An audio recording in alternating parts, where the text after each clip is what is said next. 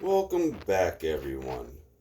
Why do you think there's adjustability in suspension?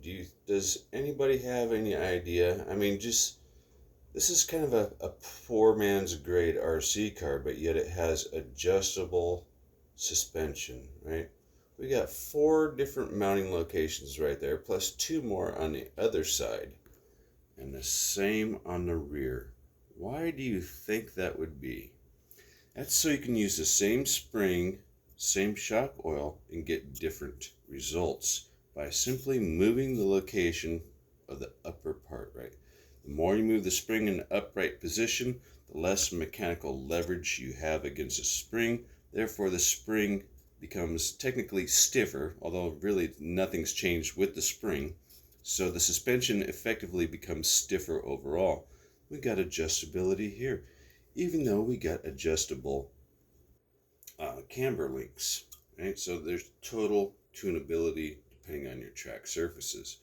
Some people might say, well, all you need to do is just put it at an angle and call it good. But there's the track changes.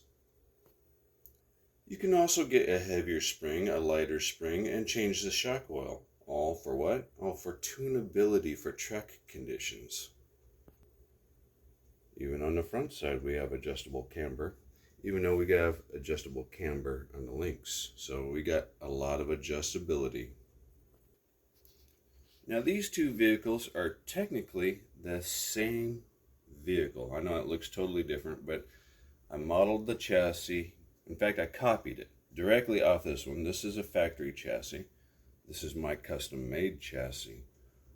And why is it, do you think, I put my shock way at an angle in comparison to the more of an upright position on here?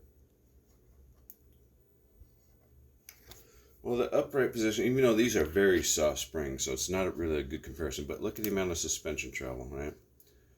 So the factory did this to give, I don't know, I'm guessing maximum spring stiffness, and they put the shock in more of the vertical position. And then plus you get a little bit of droop there, right? I put my shock at an angle so I get more suspension travel.